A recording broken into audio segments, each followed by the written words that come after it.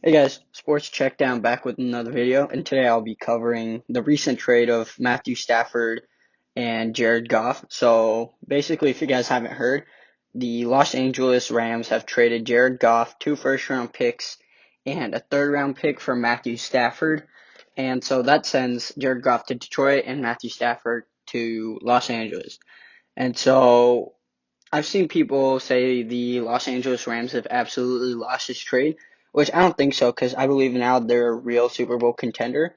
And before the betting odds didn't have them as a favorite in their division. In fact, they were third in the division, but now they have them a favorite to win the division.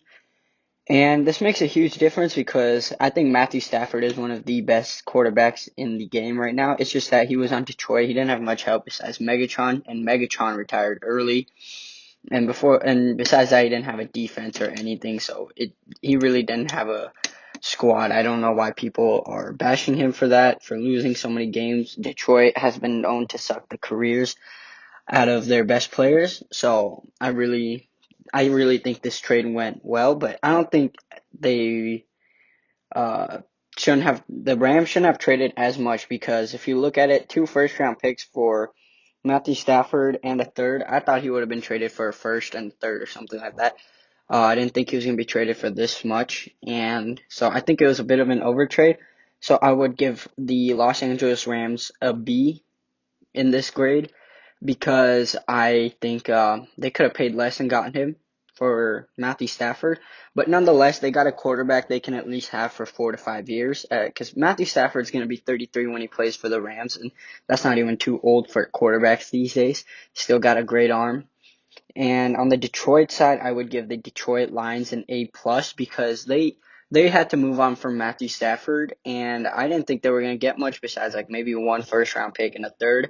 And I was like, I thought that was going to be a great trade for them because it was known Matthew Stafford wanted out, but lo and behold, they got two first round picks and a third round pick. So that was a great trade for them. A plus. They're rebuilding. I can't say the rest about their organization. And then they also got maybe potentially a franchise quarterback in Jared Goff. They have to do their evaluation on him. But they also got him for cheaper because $22 million of his salary is going to be paid by the Rams because it's a dead cap money. So they got Jared Goff on like a $10 million deal right now. So they're doing great. The thing is though, I don't know what the Lions are gonna do. I think they're gonna be competing for like top five picks for next year or at least the next 2 years, unless Jared Goff becomes like an MVP, which I doubt it. But what this trade should really mean is the rest of the NFL should be scared because Tampa Bay won the NFC Championship, and I'm going to cover the Super Bowl, my predictions in a later video upcoming this week. But so that means they were the NFC champions, and I thought they got lucky in the first place because I thought the Packers could have made it. They had a real chance.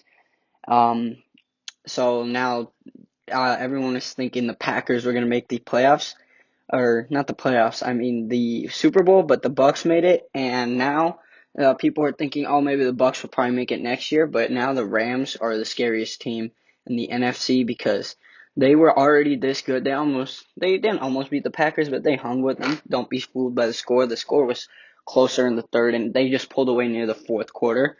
And that was with Jared Goff with a broken thumb. Like he healed it obviously, but it wasn't fully healed. But now they have Matthew Stafford, who's already better than Jared Goff. And if he's injured, that's a different story. But healthy to healthy, Matthew Stafford is 100 times better. Not 100, but he's a pretty good amount of times better than Jared Goff. And so the Rams already have an excellent defense. They have a top two defense, in my opinion, last year. I think they were the best defense in the National Football League. And now they don't have to really worry about the San Francisco 49ers or Arizona Cardinals or Seattle Seahawks. I mean, obviously they should worry, but they don't have to worry as much as they used to, like they had last season, or this season, I would say. Because if you look at it, they going into the season before they traded Jared Goff, going into this upcoming season, the 2021 to 2022 season, they probably had the third most or fourth most talented quarterback in their own division. And in my opinion, he was the third most because I'm not as sold on Jimmy Garoppolo as others are. But at the very least, he was third best, which is not good enough if you want to be a Super Bowl contender. It's only good enough if you're in a division with Justin Herbert, Patrick Mahomes, and like all the top quarterbacks. Like if Aaron Rodgers is also in your division, then it might be okay because it's hard to find quarterbacks better than that. But they weren't in that type of division. They were in a talented division, but or like they are in the best division in football. But the quarterbacks are talented, but they're not mega talented yet. Russell Wilson is obviously the best one. Kyler Murray is the second best quarterback in that division. And I kind of want to go back on saying he's not mega talented. He is mega talented. That's what I meant to say. But he's still really young, but he's still the second best quarterback. Maybe Matthew Stafford might leap him, but third year I want to see what Kyler Murray can do. And I think they'll be fighting for a playoff spot. They were 8-8 this year, and that was in Kyler Murray's second year. They had a mid-season or end-of-season collapse, but I blame that mostly on coaching and the defense just falling apart. They were hampered with injuries. So the Rams played them near the end where they had the easy road against the Cardinals, but this time they're going to play Cardinals at least in full strength. I would guess at least one game. And they need to win at least one game against the Cardinals, I would say. And that wasn't a guarantee, but right now I think this is a heck of a lot higher chance than it is before. And so they can really seriously win their division. They can compete for the number one seed. And if they get the number one seed, then I think they have a pretty good chance of making the Super Bowl. I wouldn't put all my money on Los Angeles Rams making the Super Bowl, but they have an uber talented coach, Sean McVay, young genius.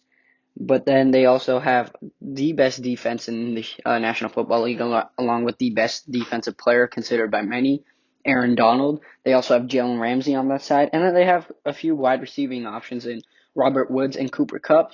And their running game's strong, even though they don't have like a number one running back. They have like a running back system where they have like two running backs. It's running back by committee, I guess. But the thing is, they play really well like that. And so I really think this trade went well for the Rams. Just they paid a little too much, but if they win a Super Bowl, then this trade is an A plus. But right now, I'm gonna have to give it a B, and that's because of how much they paid. Nothing on Matthew Stafford, but they already knew he wanted out, so they could have gotten him for cheaper, in my opinion. I guess I'll cover the Detroit Lions really quickly. With Jared Goff, I don't think they're gonna do much. The only two valuable pieces on offense they have. Correct me if I'm wrong, because I think Kenny Golladay is leaving, so I think that leaves Jared Goff with T.J. Hawkinson and DeAndre Swift. But Jared Goff couldn't do much under Sean McVay. I don't know how much he can do under Dan Campbell.